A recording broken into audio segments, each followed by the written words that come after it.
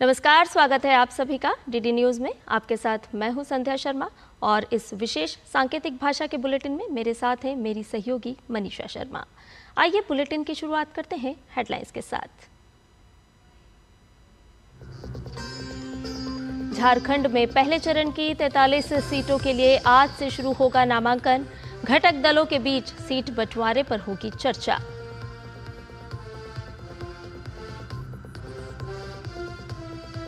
शपथ ग्रहण के बाद हरियाणा कैबिनेट की पहली बैठक आज। पोर्टफोलियो का भी हो सकता है बंटवारा।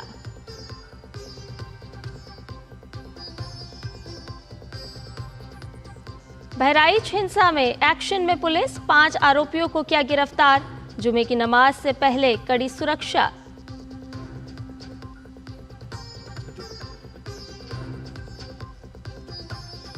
मनी लॉन्ड्रिंग मामले में दिल्ली के पूर्व मंत्री सत्येंद्र जैन की जमानत याचिका पर फैसला आज। ईडी ने 30 मई 2022 को किया था गिरफ्तार।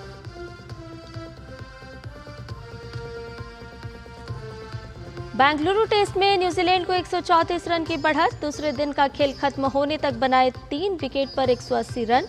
भारत पहली पारी में 46 रन पर सिमटा।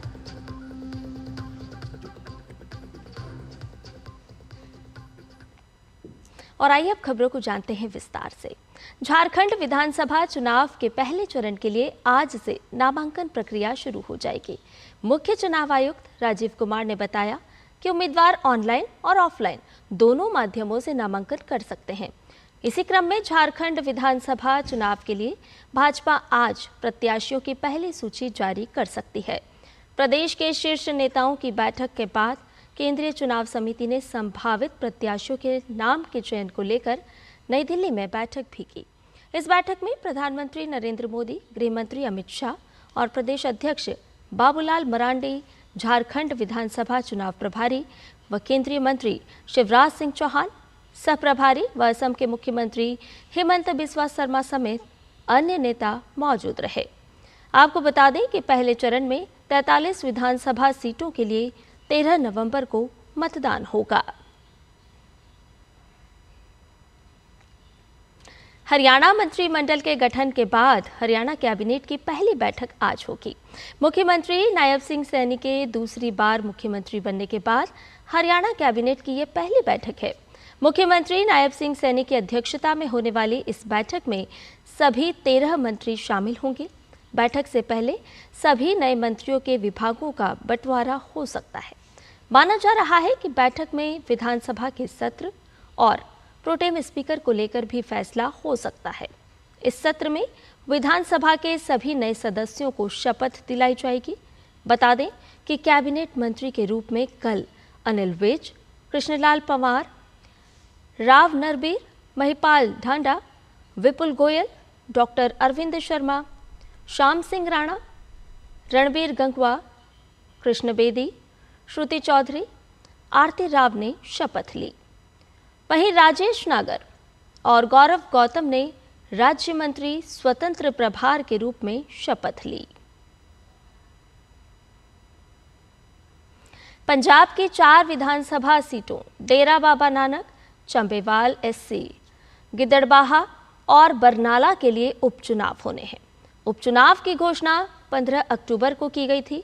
पंजाब के मुख्य चुनाव अधिकारी सिबिन सिंह ने कहा कि इस उपचुनाव के लिए जारी कार्यक्रम के अनुसार 18 अक्टूबर को अधिसूचना जारी की जाएगी।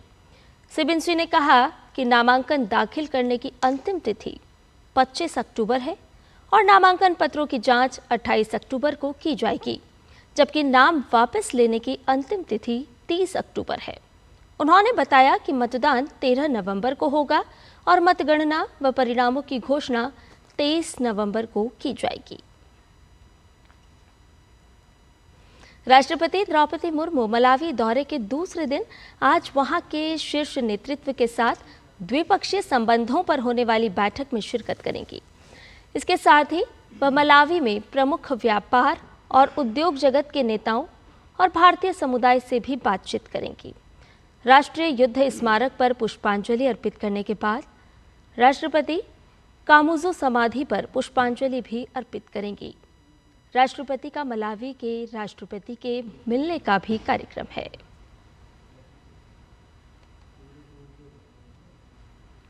राष्ट्रीय मानवाधिकार आयोग के स्थापना के 31 साल पूरे होने के अवसर पर विज्ञान भवन में कार्यक्रम आयोजित किया जा रहा है। उपराष्ट्रपति जगदीप धनखड़ बतौर मुख्य अतिथि इस कार्यक्रम में शामिल होंगे। इस अवसर पर उपराष्ट्रपति का संबोधन भी होगा। स्थापना दिवस समारोह मानव अधिकारों की रक्षा और संवर्धन के लिए आयोग की प्रतिबद्धता की याद दिलाता है। साथ ही आयोग वृद्ध व्यक्तियों के अधिकार पर एक दिवसीय राष्ट्रीय सम्मेलन का आयोजन भी करेगा, जिसका विषय भारत के बुजुर्गों के लिए संरचनात्मक ढांचे, कानूनी सुरक्षा, सुरक्षा अधिकार और संस्थागत संरक्षण का आकलन होगा। सम्मेलन में 3 प्रमुख तकनीकी सत्रों के तहत वृद्ध व्यक्तियों की विभिन्न चिंताओं को संबोधित किया जाएगा, जिनमें वृद्ध आबादी को संबोधित करना, वृद्धावस्था का लैंगिक परिप्रेक्ष्य और स्वास्थ्य देखभाल परिदृश्य का मूल्यांकन, स्वस्थ जीवन, उत्पादकता और सामाजिक सुरक्षा पर प्रभाव शामिल है।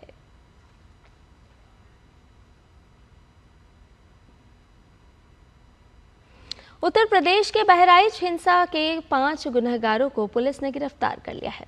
गिरफ्तारी से पहले पुलिस की आरोपियों की मुठभेड़ हुई, जिसमें 2 के पैर में गोली लगी। ये आरोपी नेपाल भागने की फिराक में थे। घायल सरफराज और तालिम नामक युवक गोपाल मिश्रा की हत्या के मुख्य आरोपी में से एक हैं। पुलिस का कहना है कि उसने रामगोपाल मिश्रा की हत्या के आरोप में मुख्य आरोपी अब्दुल हमीद, उसके बेटे मोहम्मद सरफराज, मोहम्मद फहीम, मोहम्मद तालिम और मोहम्मद अफजल को गिरफ्तार किया है। इस एनकाउंटर के बाद अब सियासी मुठभेड़ हो रही है। विपक्ष पुलिस की कार्रवाई पर उंगली उठा रहा है। वहीं आज जुमे की नमाज के मद्देनजर इलाके में सुरक्षा व्यवस्था कड़ी कर दी गई है।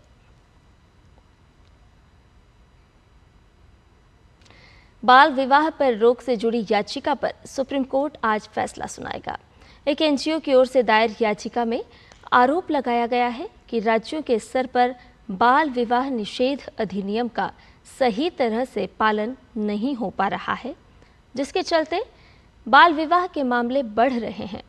सुनवाई के दौरान कोर्ट ने केंद्र सरकार से कहा था कि वो राज्य से परामर्श कर ये बताए कि बाल विवाह पर रोक लगाने के कानून पर प्रभावी अमल के लिए उसकी ओर से क्या कदम उठाए गए हैं। दिल्ली के राउज एवेन्यू कोर्ट में आज दिल्ली सरकार के पूर्व मंत्री और मनी लॉन्ड्रिंग मामले के आरोपी सत्येंद्र जैन की नियमित जमानत याचिका पर फैसला सुनाया जा सकता है। जैन को प्रवर्तन निदेशालय ने 30 मई 2022 को उनसे कथित तौर पर जुड़ी 4 कंपनियों के जरिए मनी लॉन्ड्रिंग के आरोप में गिरफ्तार किया था। फिलहाल वो जुडिशियल कस्टडी में जेल में बंद हैं।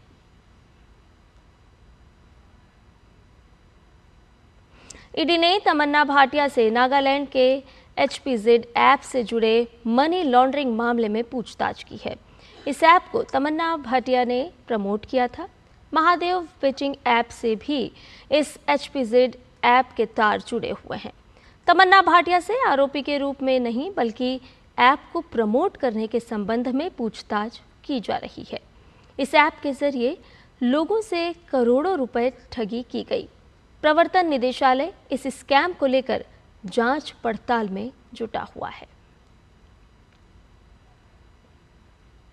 भारत और न्यूजीलैंड के बीच 3 टेस्ट मैचों की सीरीज का पहला मुकाबला बेंगलुरु के एम चिन्नास्वामी क्रिकेट स्टेडियम में खेला जा रहा है। टॉस जीतकर पहले बल्लेबाजी करते हुए भारतीय टीम की पहली पारी सिर्फ 46 रन के स्कोर पर सिमट गई। भारत के लिए सर्वाधिक 20 रन ऋषभ पंत ने बनाए। टीम इंडिया सिर्फ 31 ओवर 2 गेंद ही बल्लेबाजी कर पाई। भारत ने 46 रन के स्कोर के जवाब में मेहमान टीम न्यूजीलैंड ने 3 विकेट पर 180 रन बना लिए हैं। न्यूजीलैंड ने भारत पर 134 रनों की बढ़त बना ली है। न्यूजीलैंड के 7 विकेट शेष हैं। सचिन रविंद्र 22 जबकि डैरेल मिचेल 14 रन के साथ आज न्यूजीलैंड की पारी आगे बढ़ाएंगे। दिल्ली में आयोजित निशानेबाजी विश्व कप फाइनल में भारत के विवान कपूर ने पुरुषों की ट्रैप स्पर्धा में रजत पदक जीता। विवान कपूर ने 44 के स्कोर के साथ रजत पदक अपने नाम किया। और इसके साथ ही इस विशेष सांकेतिक भाषा के बुलेटिन में फिलहाल इतना ही। मुझे और मेरी सहयोगी मनीषा शर्मा को दीजिए इजाजत। नमस्कार।